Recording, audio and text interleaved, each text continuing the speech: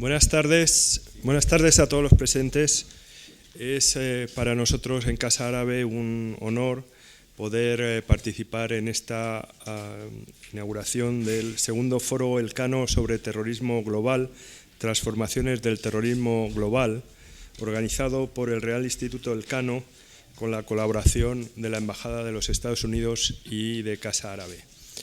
Es un honor hacerlo, sobre todo teniendo en cuenta que esta institución, Casa Árabe, en sus dos sedes de Córdoba y de Madrid, se está desarrollando como un espacio público abierto a todas las sensibilidades y está tratando de convertirse en un elemento de referencia para las cuestiones, por un lado árabes y por otro lado islámicas en España. Como espacio público abierto a todas las sensibilidades, analizamos, debatimos cuestiones de naturaleza económica, de naturaleza política y de naturaleza cultural, y también, evidentemente, dentro de ese análisis estamos colaborando con una gran cantidad de instituciones en dar a conocer la realidad actual del mundo árabe y también de nuestras propias relaciones como país con dicho mundo. Como he dicho, estamos abiertos a muchas sensibilidades y no podíamos ser ajenos a esta cuestión del terrorismo global y especialmente ligada a las cuestiones, digamos, más dramáticas y más virulentas del yihadismo.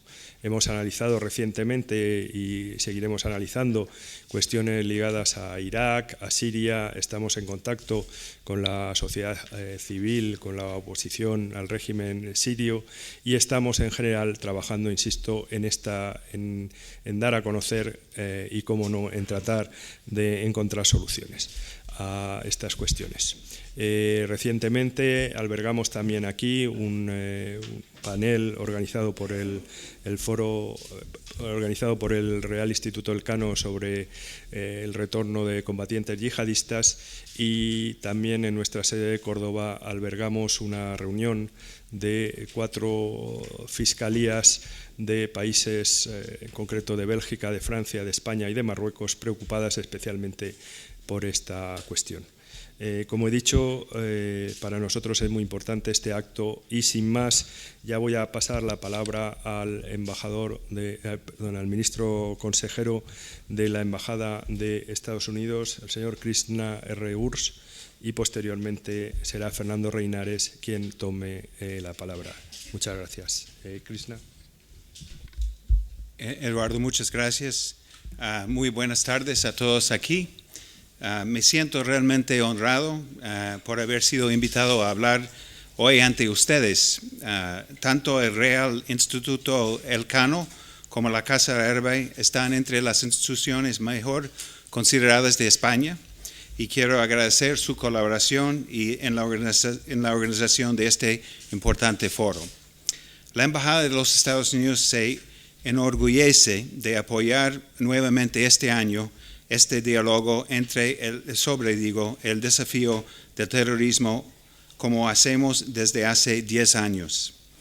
Desafortunadamente, el terrorismo lleva más de un decenio en primera línea. Estamos involucrados en una larga lucha, no solo para impedir que los que están preparados utilicen la violencia para desarrollar la intolerancia y la opresión, sino, lo que es más importante, para cambiar las condiciones que convierten el descontento y la marginación en extremismo y violencia. Para ello, y ya que estamos en esta sede, es muy importante que sigamos hablando sobre este fenómeno multifacético, tanto para entender los retos a que nos enfrentamos como para coordinar la mejor manera de trabajar conjuntamente para superar este complejo desafío. Si me lo permiten, como elemento central de mi intervención, quisiera utilizar el protagonismo de la lucha contra el llamado Estado Islámico en las primeras páginas como metáfora de nuestro esfuerzo más amplio, por 3 razones. En primer lugar, no hay ejemplo más manifiesto de la violencia y barbarie del terrorismo alimentado por el extremismo que el Estado Islámico. En segundo lugar, el Estado Islámico representa una amenaza que requiere y ha galvanizado los esfuerzos conjuntos de una amplia coalición de naciones civilizadas, y esa coordinación resulta vital para la lucha a largo plazo contra el terrorismo. En tercer lugar, el Estado Islámico se alimenta de la disolución de poblaciones privadas de estabilidad y oportunidades. Se nutre de odio sectario y se aprovecha de espacios sin gobierno para propagarse y organizar su avance. Hablaré brevemente sobre el primer punto.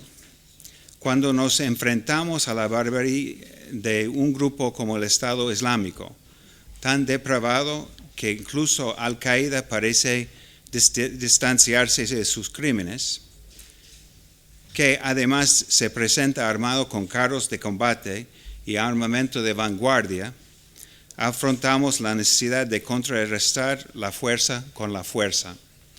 Como dijo el presidente Obama ante la Asamblea General de la ONU, la brutalidad de los terroristas en Siria e Irak nos obliga a actuar.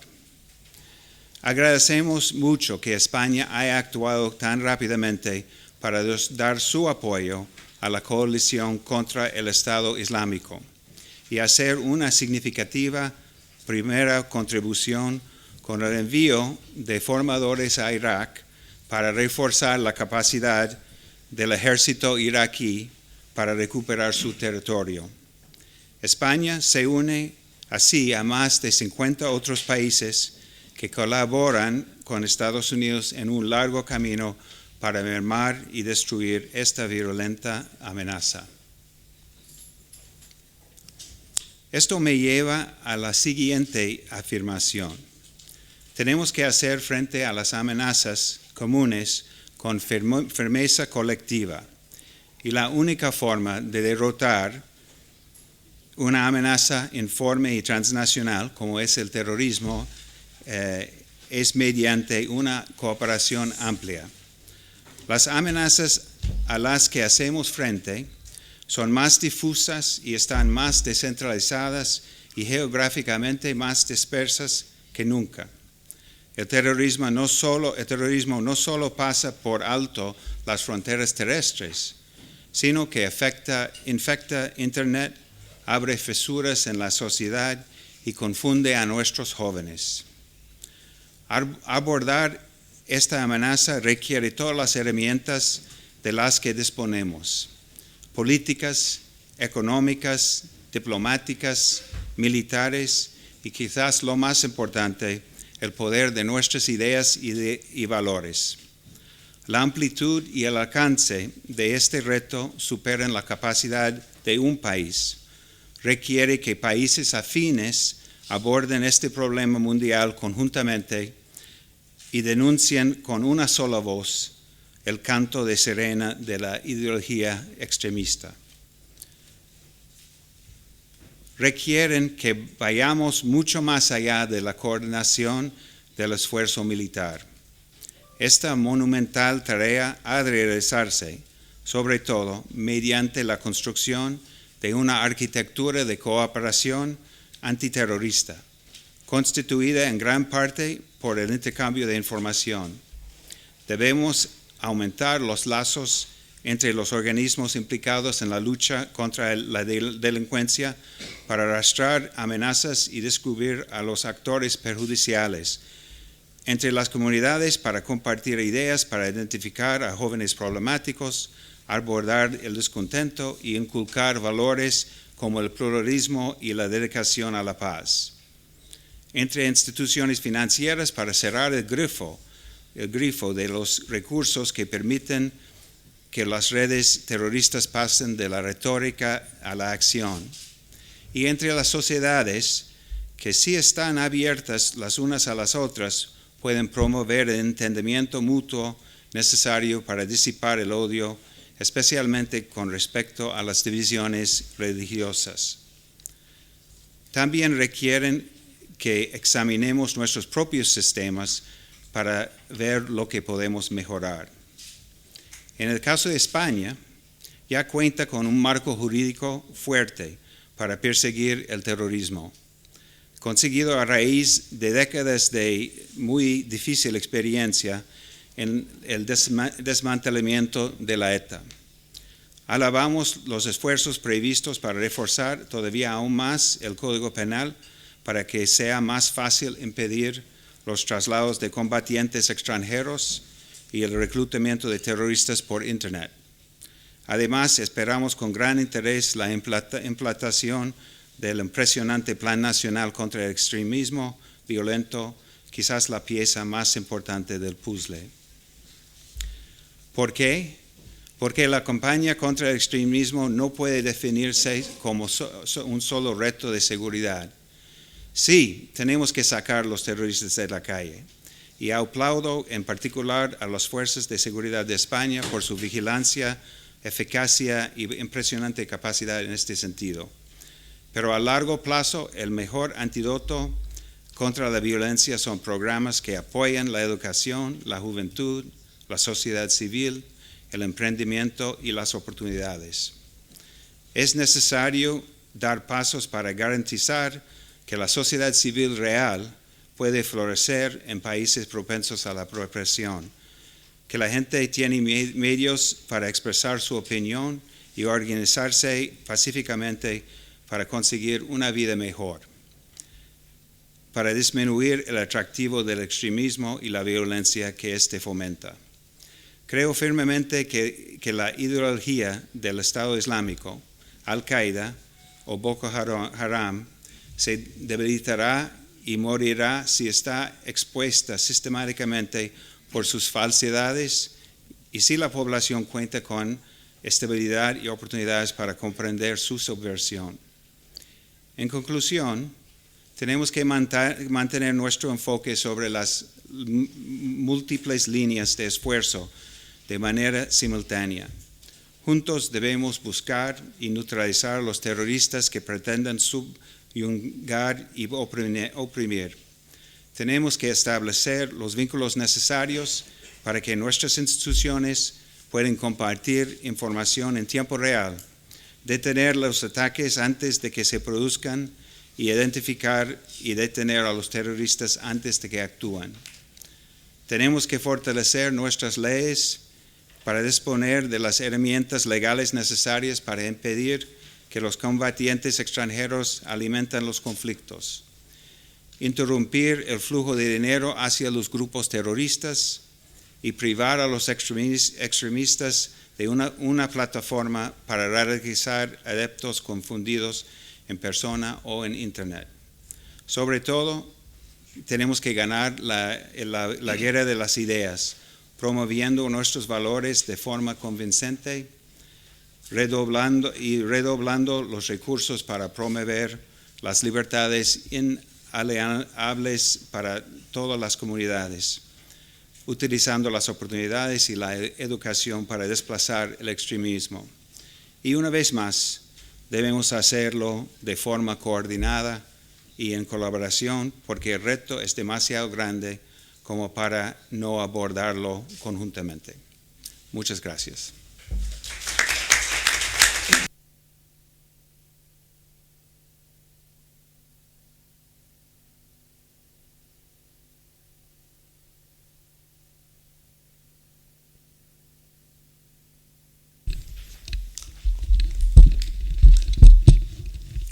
Muchas gracias, señor ministro consejero. Muchas gracias a la Embajada de Estados Unidos por colaborar una vez más con el Real Instituto Elcano en hacer posible este foro de análisis sobre el terrorismo global, que ojalá no fuera necesario convocar, pero que incluso en días como hoy, con las informaciones que han llegado de Nigeria o de Irak o de Siria, queda de manifiesto la medida en la que estamos todavía ante un problema que está muy lejos de remitir. Les doy, en el nombre de mi institución, el Real Instituto Elcano, la bienvenida a todos ustedes.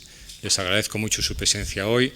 Quería agradecer muy especialmente la presencia de nuestros ponentes y especialmente de aquellos que, como Tricia Bacon, como Guido Steinberg, como Asaf Moghadam, vienen de lejos y no han querido perder la oportunidad de compartir este ámbito de discusión con nosotros.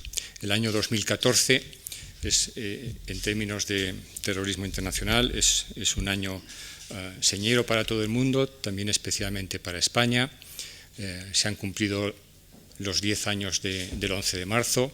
El Real Instituto Elcano contribuyó al esclarecimiento de quiénes y por qué llevaron a cabo la matanza en los trenes de cercanías con un libro publicado el pasado mes de marzo, y en relación con las transformaciones del terrorismo global que se han hecho particularmente manifiestas precisamente este año con la declaración por parte del Estado Islámico del Califato y los conflictos que mantiene con Al-Qaeda.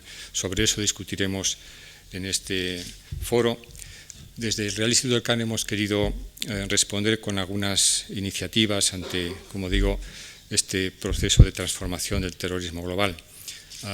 Un volumen que les presentaremos mañana, algunas sesiones que hemos tenido, una de ellas en esta casa, con una excelente acogida, por cierto, sobre la movilización yihadista en España asociada con los conflictos en Siria, Irak y en el norte de África, y por supuesto con este segundo foro Elcano de terrorismo global que hemos convocado, también conociendo cuál es el estado de la opinión pública española acerca de la percepción de la amenaza del terrorismo internacional, en particular de Al-Qaeda y del Estado Islámico. El programa que tienen ante ustedes tiene como lógica la de, en primer lugar, ofrecerles un panel en el que por un lado tengamos ocasión de escuchar al doctor Asaf Moghadam hablarnos de la situación del yihadismo en zonas de conflicto donde los repertorios de violencia no se limitan exclusivamente al terrorismo, sino que se imbrican con otras formas de violencia generalizada más amplias. Por lo tanto, los terrenos, una visión del fenómeno en los terrenos donde la violencia del conflicto armado es más intensa, y al mismo tiempo un especialista como el profesor Manuel Torres, que nos va a hablar de cuál es el reflejo que esta situación del terrorismo internacional, del yihadismo global, está teniendo en Internet.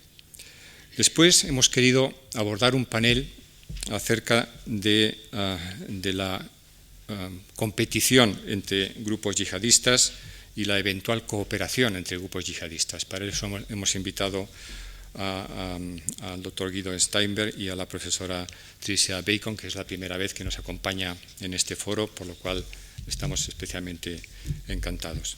Y además, permítanme que les diga, todos los años hacemos un esfuerzo importante, aunque no todos los años lo conseguimos, porque entre los ponentes del foro haya una mujer. Estamos en España y, por tanto, no podíamos obviar el impacto que esta transformación del terrorismo global está teniendo para un ámbito geoestratégicamente tan importante para nosotros como es el del norte de África y en particular el Magreb y el Sahel. Por eso tendremos mañana la presencia entre nosotros de Jesús Díaz Alcalde, del Instituto Español de Estudios Estratégicos, y del inspector del Cuerpo Nacional de Policía, José Antonio Vázquez, que trabaja en estos temas en la Comisaría General de Información. Y finalmente, mirando hacia el norte, queríamos detenernos también en las facetas de la amenaza del terrorismo islamista en Europa Occidental. Para ello contaremos con otro invitado de los que viene de lejos, en este caso Peter Nesser, que yo creo que no ha llegado todavía, pero que estará a buen seguro esta tarde ya en Madrid. Y por supuesto, hablar del país vecino, Francia, donde la movilización yihadista está alcanzando niveles de intensidad particularmente importantes, y la evolución también de la amenaza del terrorismo yihadista en España. No quiero extenderme más para que podamos mantener el horario previsto, y lo primero que tendremos a partir de este momento será la presentación de un documento de trabajo del Real Instituto Elcano que precisamente se refiere a las pautas de implicación, a los cambios en las pautas de implicación yihadista en España desde mediados de los años 90 hasta prácticamente la actualidad, y que es la tercera entrega de una serie que deriva, como los libros de los que les he hablado y como otras actividades, incluida esta, de un proyecto de investigación multianual que en el Real Instituto Elcano estamos llevando a cabo sobre la evolución del terrorismo yihadista en España.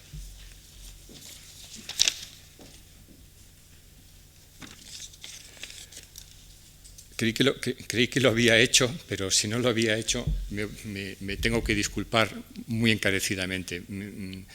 Estaba convencido de haber agradecido a la Casa Árabe y a su director el volvernos a acoger un año más. Afortunadamente tuve la ocasión de hacerlo hace bien poco, con lo cual estoy seguro que este pecado es algo más venial de lo que podría parecer, pero muchísimas gracias, embajador, por la siempre tan extraordinariamente amable, liberal acogida, incluso al tratamiento de temas que sí tienen su epicentro en estos momentos en el mundo árabe, pero afectan al conjunto de la humanidad.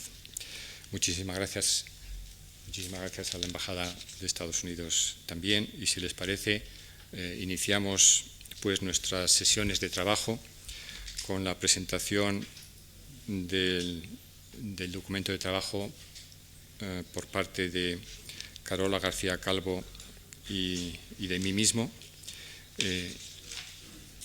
Quería anticiparles también que seguramente habrán recibido unos formularios en los cuales pueden ustedes escribir cualquier pregunta, observación, comentario que tengan, para que se pueda hacer llegar ese comentario a los ponentes que se encuentren en la mesa o a otros ponentes que en algún momento puedan responder a la cuestión que deseen ustedes plantear. Muchísimas gracias, y si les parece seguimos con nuestra sesión. Bueno, mientras mi colega Carola García Calvo coloca una breve presentación de PowerPoint con la que queremos acompañar nuestras palabras, quería anticiparles, como ya creo que les he comentado, que esta es la tercera entrega de una investigación en curso sobre la evolución del terrorismo yihadista en España desde mediados de los años 90. El primer documento de trabajo estuvo dedicado a la evolución de la caracterización social de cuantos individuos habían sido condenados en nuestro país por actividades relacionadas con el terrorismo yihadista, o en el caso de los suicidas de Leganés habían muerto como consecuencia de actividades relacionadas con el terrorismo yihadista. El segundo de los documentos de trabajo estuvo dedicado a los procesos de radicalización, a través de los cuales estos individuos hicieron suya la ideología del salafismo yihadista y las motivaciones para implicarse en actividades de carácter terrorista. Ambos documentos están disponibles para ustedes en la página web del Real Instituto Elcano bajo el tema genérico Terrorismo Internacional.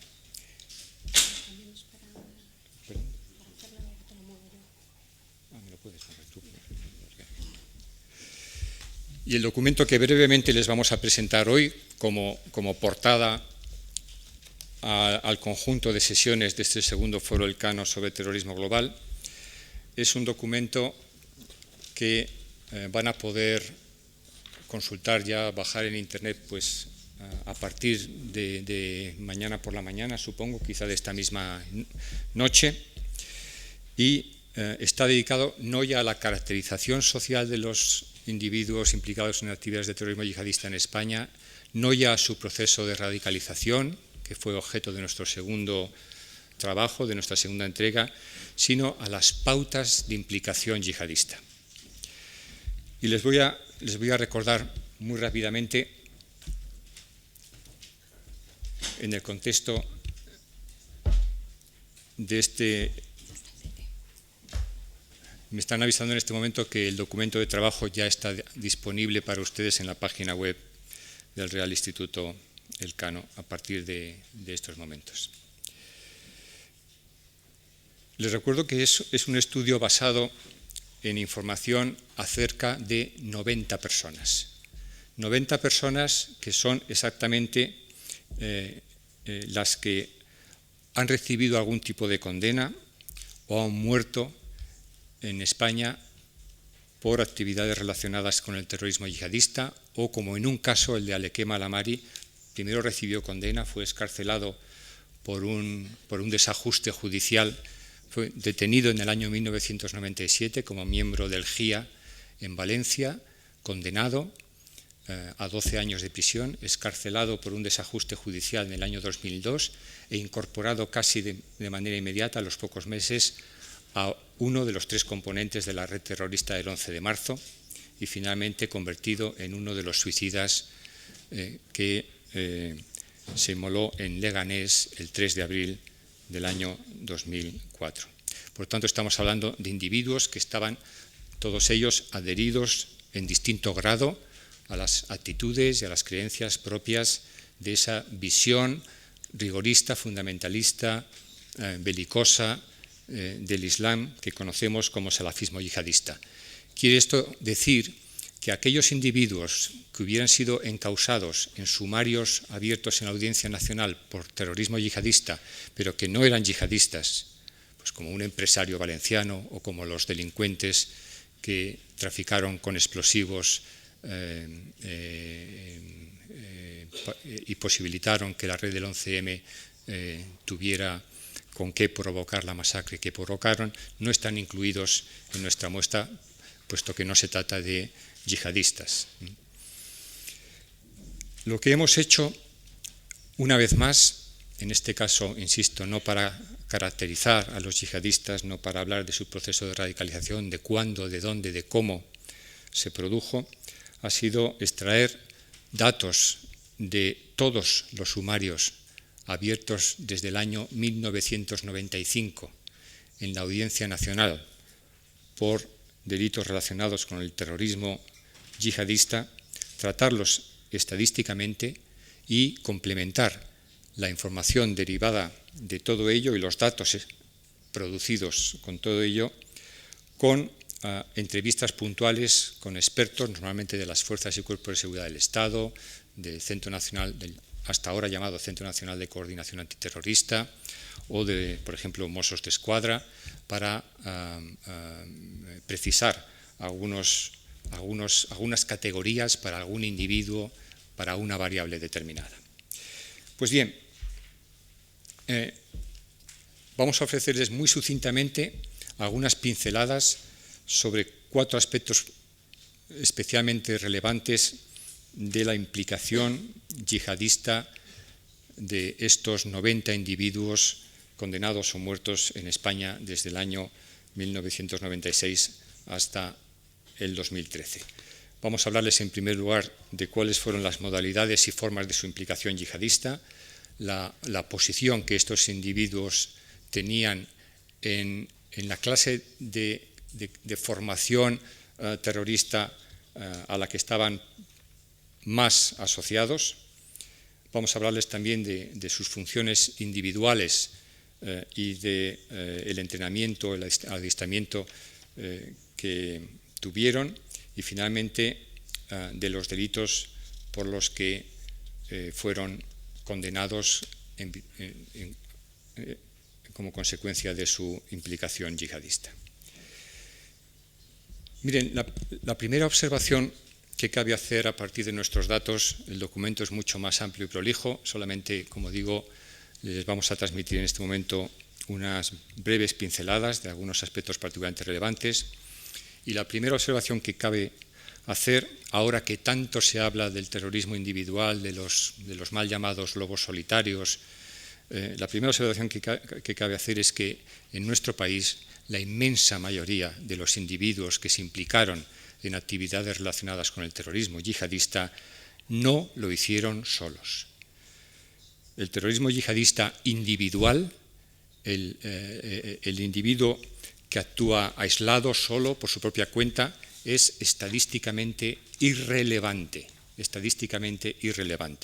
E incluso los muy pocos casos conocidos, que se cuentan con apenas los dedos de la mano, denotan una particular propensión hacia la implicación en actividades yihadistas como expresión de una conducta desviada, a menudo afectada por patologías de la personalidad.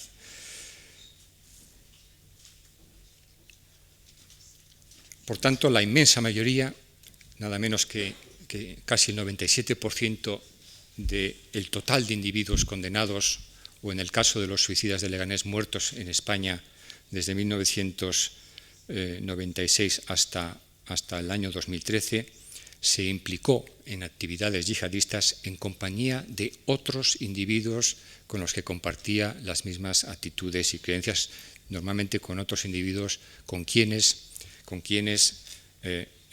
se radicalizó.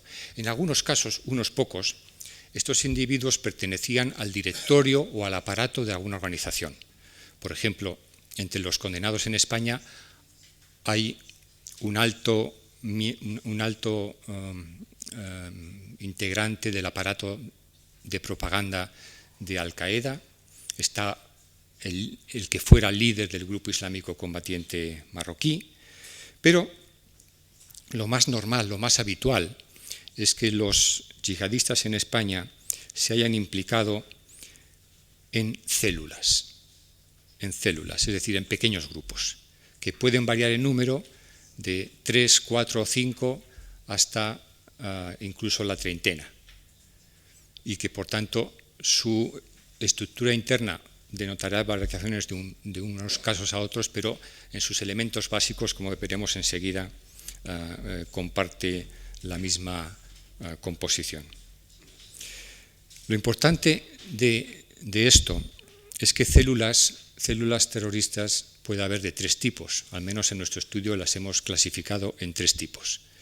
Células que son parte de una organización, operan en España o operan en Francia, o se mueven o se trasladan de Pakistán a España o se trasladan de Algeria a España, pero son células que forman parte de la estructura de una organización. En segundo lugar, hay células que únicamente están relacionadas con alguna organización, que no forman parte orgánica, que no forman parte estructural de esa organización, pero que hemos detectado tienen algún tipo de vínculo de mayor o menor intensidad. Pues, por ejemplo, que esa célula, aunque no pertenezca a Al-Qaeda, pues ha enviado dinero a importantes elementos de Al-Qaeda en Pakistán. O una célula que, aunque no pertenezca al entonces todavía denominado Grupo Salafista para la Predicación y el Combate, lo que hoy sería Al-Qaeda en el Magreb Islámico, pues facilitaba algo de apoyo a militantes de esta organización. Es decir, células, como digo, relacionadas de un modo u otro, pero no integradas en una estructura organizativa. Y en tercer lugar tenemos a las células independientes, que no tienen vínculo organizativo alguno, que no tienen vínculo histórico, personal, orgánico alguno, y por lo tanto que operan tal y como su propio nombre indica, de manera, insisto, independiente. Pues bien, lo fascinante del caso español, ahora que tanto se habla de los individuos y de las células independientes, lo fascinante del caso español es que individuos incorporados a células independientes solo son el 2,4%.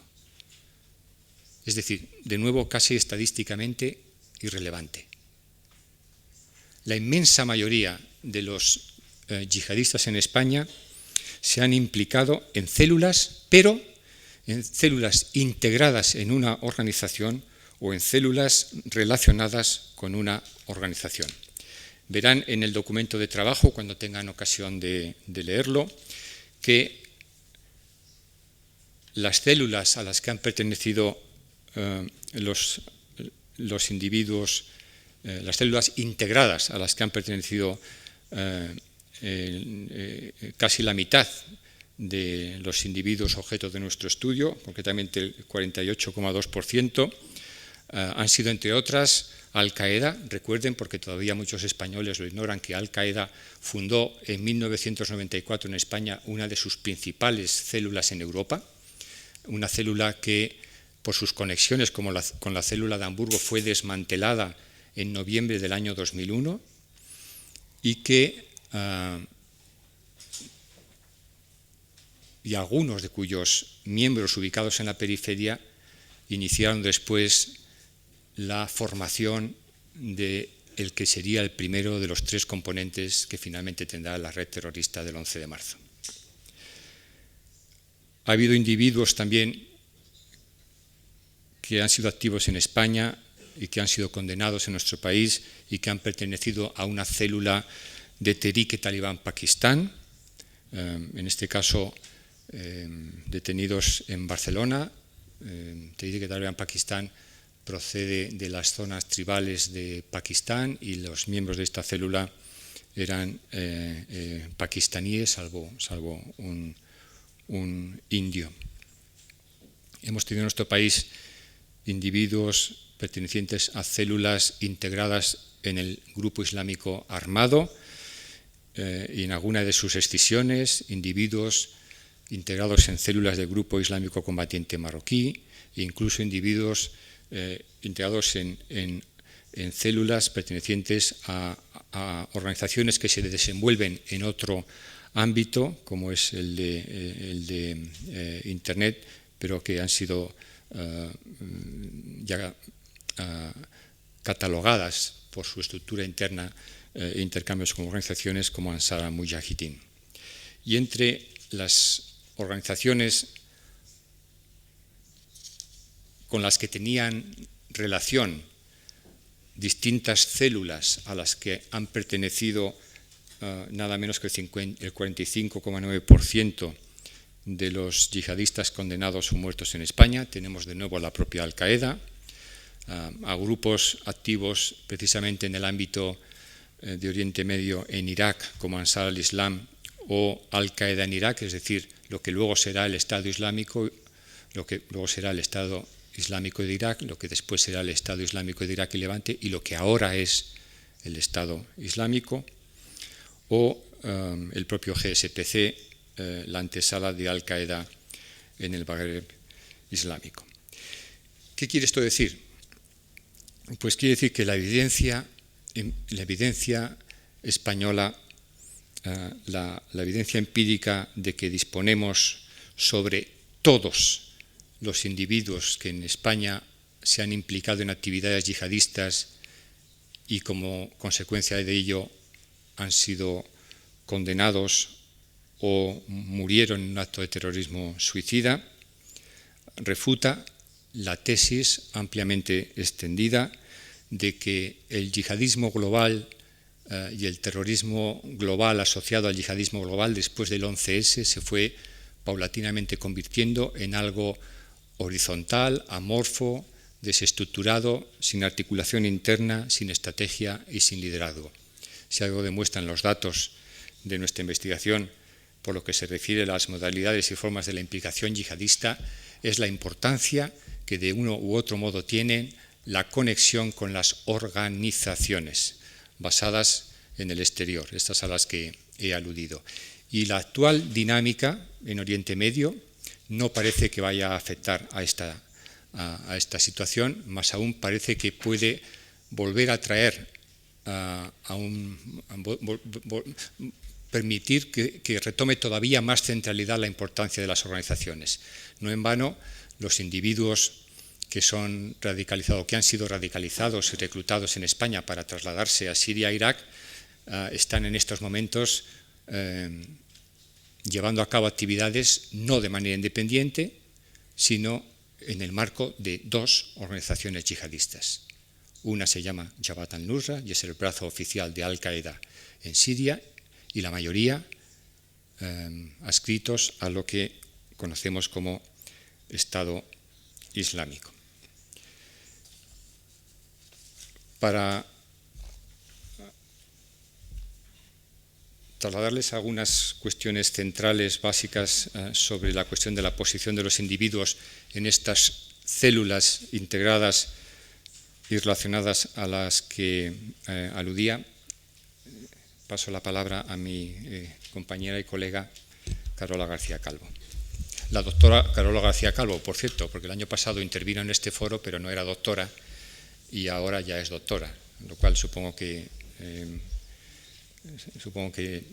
va a hacer que ustedes la verán con más simpatía todavía, porque se pueden imaginar el grado de esfuerzo que ha requerido completar un trabajo de esas características y además hacerlo con cum laude, ¿no? Y ahora, solamente porque ella va a hablar, pero si no, era el momento de darle un aplauso, ¿verdad?, por su doctorado. No, por favor. Muchas gracias, Fernando Reinares, por cederme la palabra.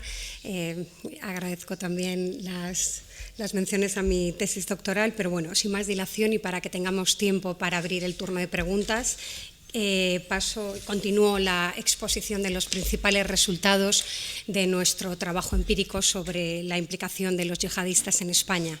En este sentido, y en primer lugar, abordaré la posición que estos individuos implicados en las células que ha descrito mi colega Fernando Reinares, la posición que dentro de estas células, en función de su nivel de autoridad, de su responsabilidad y grado de implicación, adoptaron en el seno de las mismas.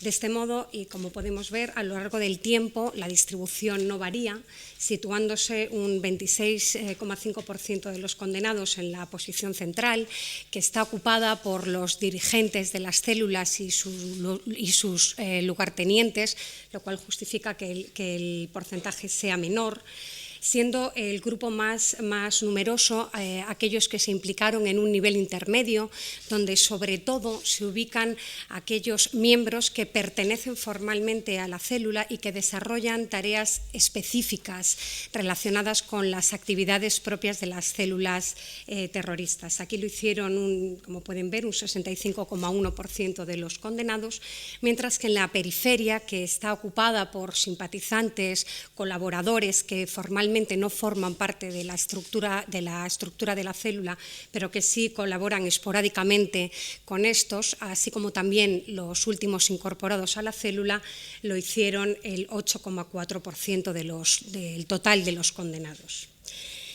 Si cruzamos esta posición de la célula, este lugar en el que se ubicaron los individuos con las características sociodemográficas, con las variables referidas a las características sociodemográficas que abordamos en el primer de los documentos de trabajo que presentamos sobre el estudio de la evolución del terrorismo yihadista en España, al que se ha referido Fernando Reinares al inicio de su intervención. Es decir, si cruzamos esta posición con variables referidas en primer lugar a la edad, al estado civil y al tener o no hijos, así como otras relacionadas con su nivel educativo, la ocupación que tenían en el momento de ser detenidos o la tenencia de antecedentes penales, no observamos perfiles específicos que impliquen o que conlleven la asociación de una determinada ubicación dentro de la célula con un perfil sociodemográfico específico. Así, por ejemplo, centrándonos en las variables referidas a la edad, el estado civil y los hijos, observamos que en la distribución total de detenidos, la edad media era de 33,6 años. Esta era la edad media de la general.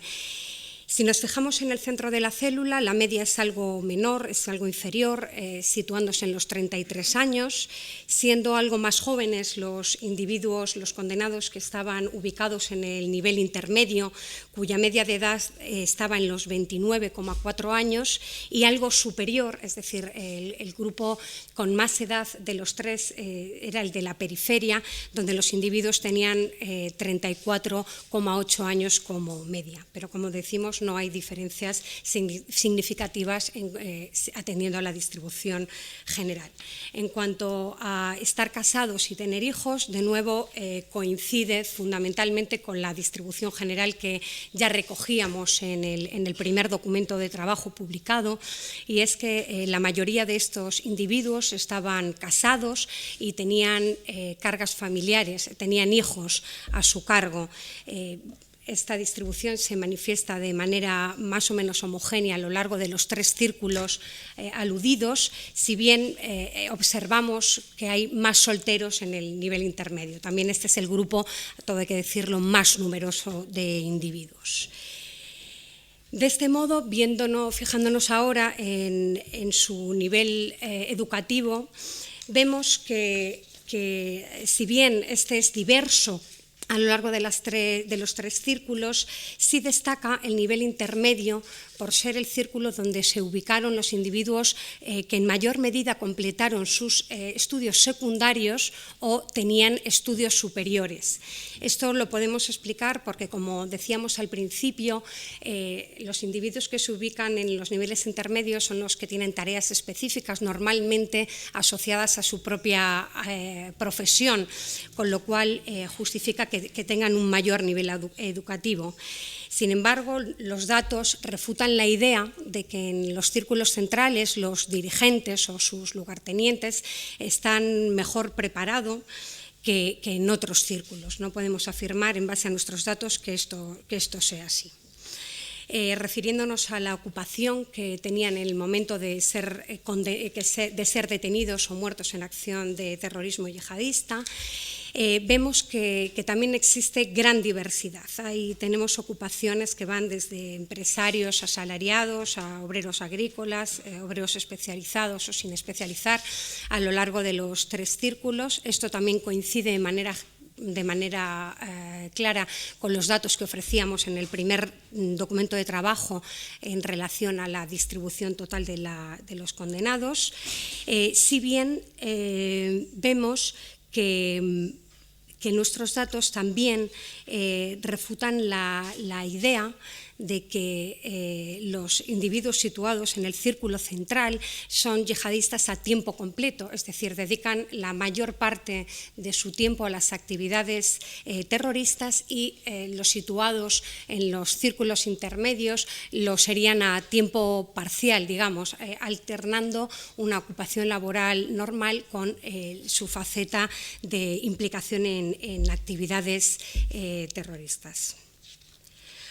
Por último, en cuanto a los antecedentes penales, de nuevo, no vemos diferencias significativas en ninguno de los tres círculos propuestos, siendo en torno a 3/4 partes del total de los individuos condenados los que carecían de antecedentes penales en cada uno de los tres círculos y en torno al 25% de los mismos en cada uno de los círculos los que sí los poseían. Por tanto, y en conclusión, podemos afirmar que el posicionamiento de un individuo en el centro, en el nivel intermedio o en la periferia de la célula no responde a ningún perfil sociodemográfico característico. Bien. Pasando ahora a las funciones que estos individuos implicados en actividades de terrorismo yihadista en nuestro país desarrollaban, en primer lugar y a nivel agregado, diremos que en España han operado un total de 17 células. Algunas de ellas operaban en una misma red, como es el caso de la red del 11M, compuesta por 3 células. Pues bien, estas 17 células desarrollaron 6 funciones fundamentales. la de proselitismo y adoctrinamiento, la de adaptación y reclutamiento de nuevos recursos humanos para la célula, las funciones de infraestructura y logística, financiación, entrenamiento y, por último, funciones de carácter operativo. Atendiendo ahora a la evolución temporal de cómo evolucionan el desempeño de estas funciones a lo largo del tiempo, veremos que en el segundo periodo estudiado, aquel que comprende de 2004 a 2012, se incrementa el número de células con una función operativa. Si en el primer periodo no existía ninguna célula con esta función en concreto, en el segundo periodo estudiado era un 53,8% las células que eran de carácter operativo.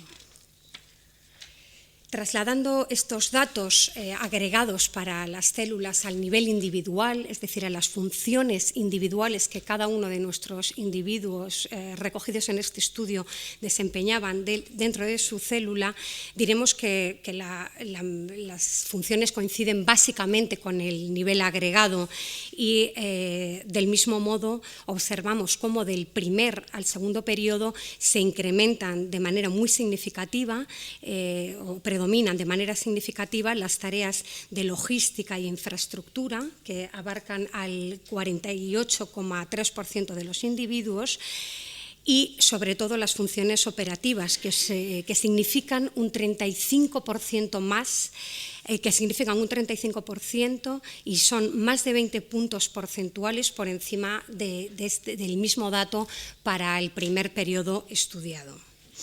En el nivel individual debemos hablar además de una función añadida, que es la de dirección, que es la función de dirección de la célula, el ejercicio del liderazgo.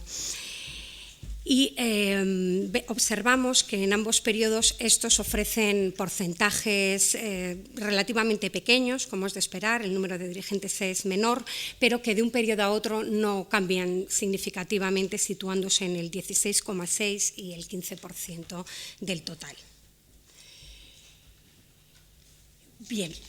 A continuación hablaremos de los individuos que tuvieron o recibieron entrenamiento en las actividades, en entrenamiento físico o para el desempeño de las actividades terroristas. En este sentido, vemos que alrededor de una tercera parte del total de los individuos condenados o muertos en acto de terrorismo en España para el periodo de tiempo estudiado recibió algún tipo de entrenamiento formal, si bien las experiencias de cada uno de estos varía en función de cuándo y dónde lo recibieran.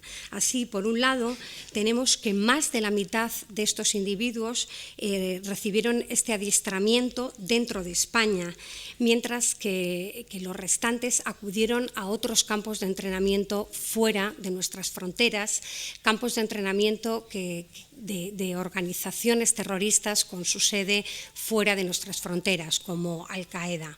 Así, en el primer periodo de tiempo, algunos de los individuos condenados en España acudieron a campos de entrenamiento situados, por ejemplo, en Bosnia, en concreto el campo de Zenica, mientras que en ese mismo periodo, de una manera menos formal o menos profesional, individuos se entrenaron en España, por ejemplo, en Valencia, y me estoy refiriendo aquí a la célula desarticulada en 1997, perteneciente al GIA, que poseía una finca rural en la provincia de Valencia donde recibían entrenamiento más o menos formal, pero no tan profesional como el que se recibía fuera de nuestras fronteras. Del mismo modo, también es por todos conocidos para nuestro segundo periodo de tiempo estudiado que individuos relacionados, implicados en los atentados del 11 de marzo en Madrid, se entrenaban en una finca rural, igualmente rural como la de Valencia, en Morata de Tajuña, donde desarrollaron capacidades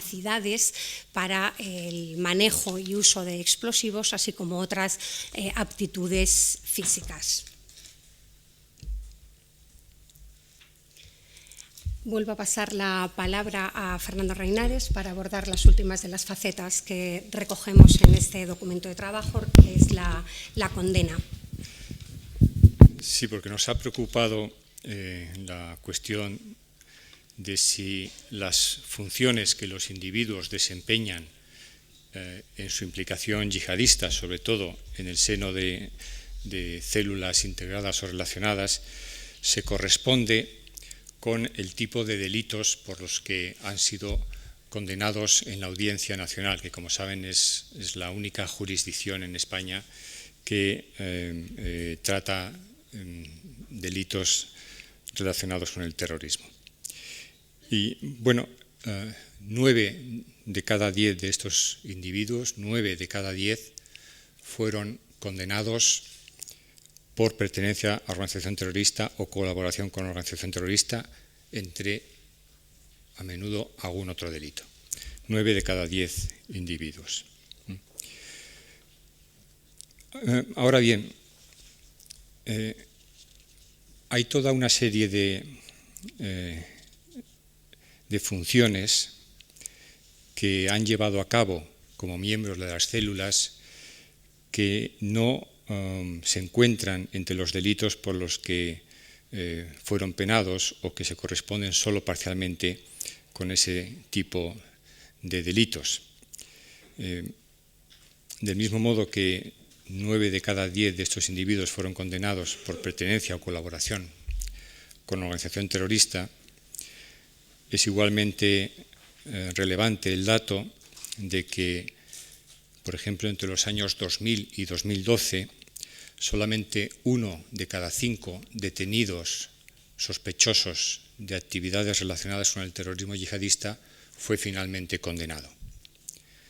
De manera que 4 de cada 5 individuos no eran condenados. Normalmente se trataba de individuos que hacían cosas que desde diciembre del año 2010 son delito asociado con el terrorismo y que no eran delito antes de diciembre del año 2010.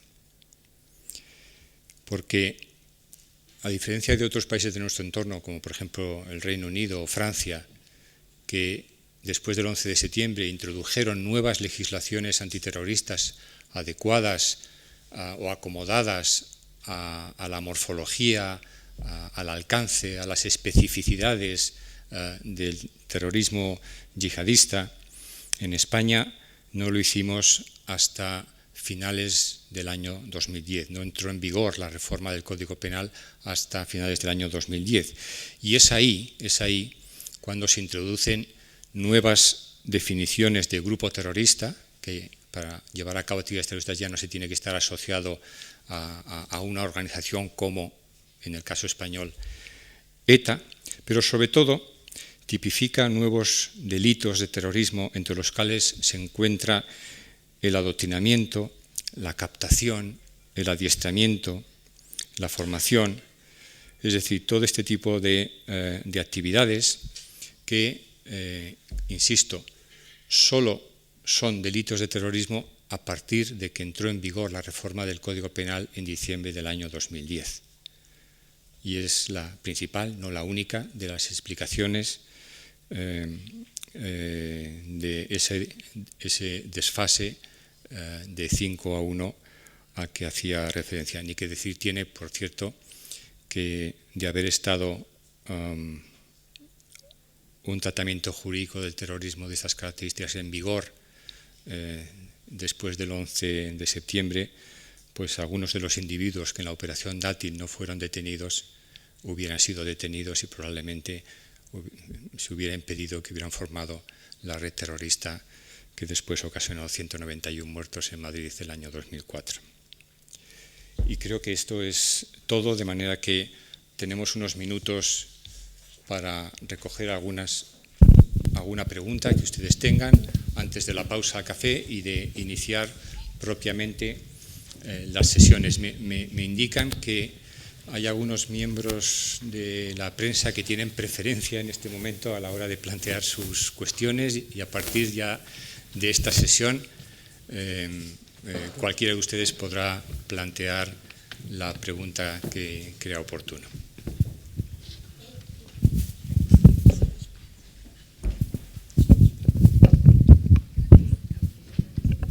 Hola, buenas tardes. Soy Roland Lloyd de France Press. una pregunta. En cuanto al perfil sociodemográfico de esos condenados, ¿se sabe cuántos de ellos o cuántas de ellos fueron mujeres?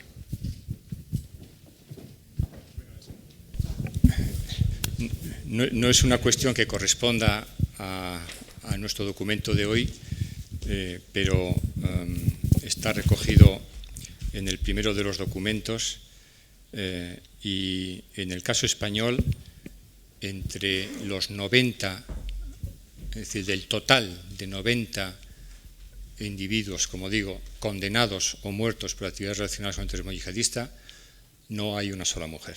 Todos son varones. Todos son varones. Esto no quiere decir que no se haya detenido a alguna mujer. Se ha detenido a alguna mujer, incluso recientemente. Pero hasta ahora, al día de hoy, todos los condenados y los 6 muertos en Leganés que no habían sido antes condenados, puesto que el 7º sí lo había sido, todos son varones.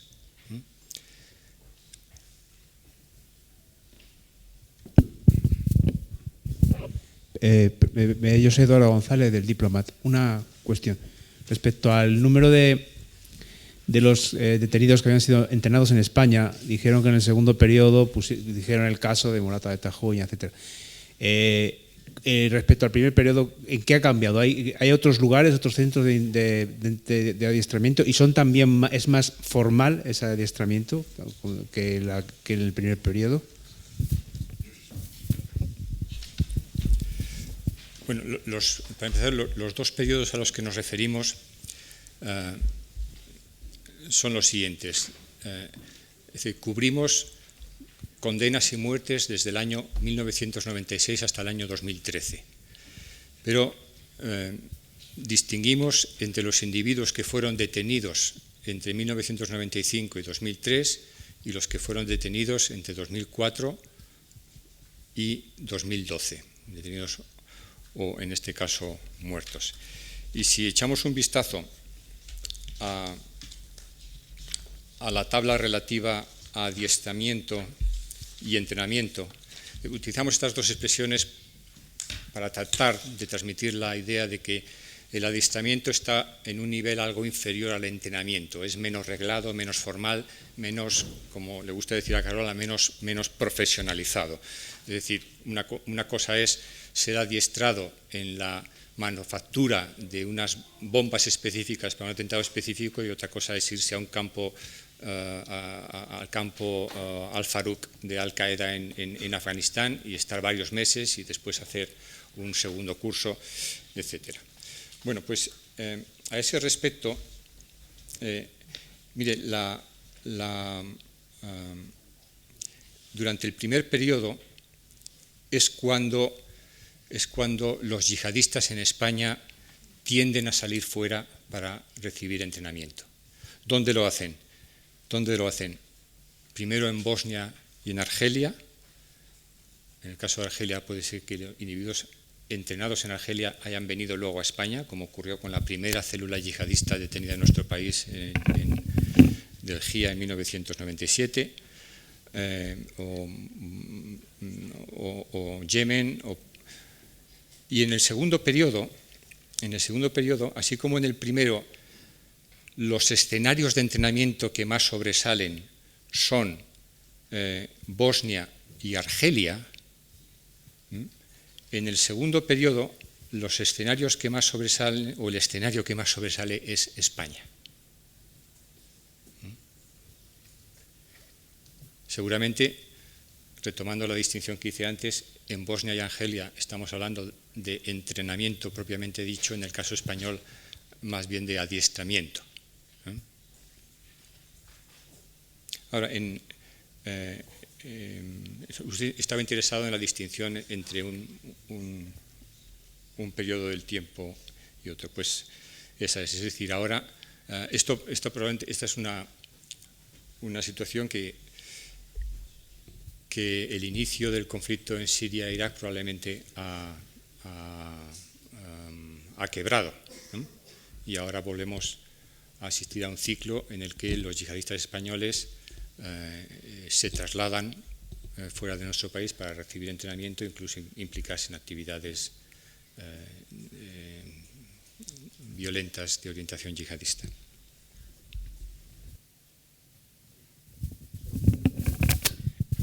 Pido perdón. Y respecto, ha dicho ahora lo de yihadistas españoles. ¿En esos 90 son todos de nacionalidad española? Bueno, este es otro dato que podrán ver en el primero de los documentos de trabajo, pero ya le anticipo el asunto. Mire, de estos 90 individuos, nacidos en España, el 5%. Con nacionalidad española, en torno al 13%. Es decir, hasta ahora, porque justamente en los 2 últimos años esto ha cambiado. Hasta ahora, hablar de terrorismo yihadista o hablar de terroristas yihadistas o hablar de yihadistas en España era hacerlo de personas cuyo país de nacimiento y cuya nacionalidad era sobre todo argelina, marroquí y pakistaní.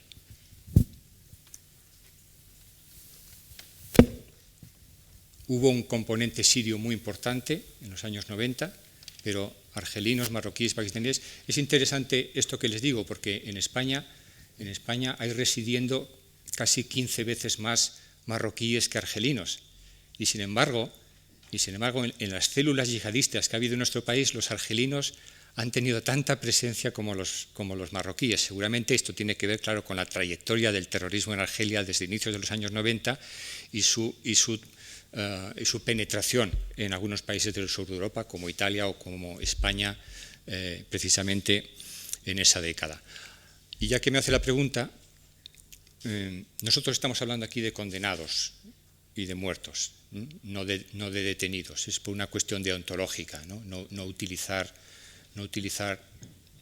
datos de individuos que hayan pasado un proceso judicial y no hayan sido finalmente condenados, aunque sepamos que hacían cosas de las que ahora tipificamos como delito y que con la actual legislación hubieran sido detenidos y condenados.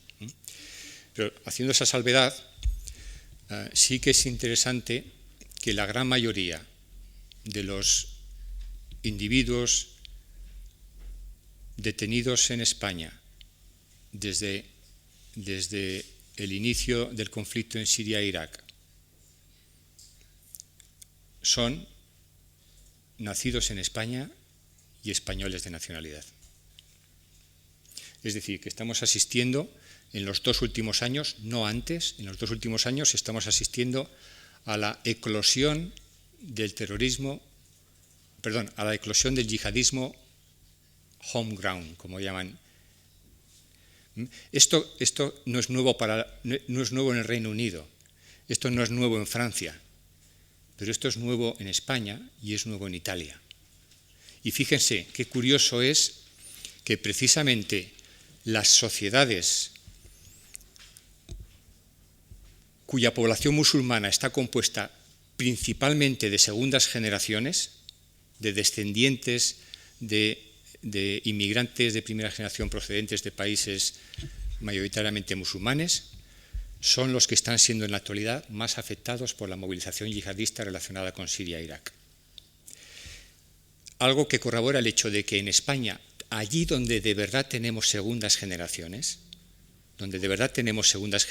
estables y arraigadas, es precisamente donde está ocurriendo lo mismo que está ocurriendo en Francia, en el Reino Unido, en Bélgica. Es decir, ¿dónde? En Ceuta y en Melilla, de donde procede la gran mayoría de los individuos que han sido detenidos desde el año 2002 hasta el día de hoy y que están en procedimientos judiciales y sobre los cuales no ha habido aún sentencia.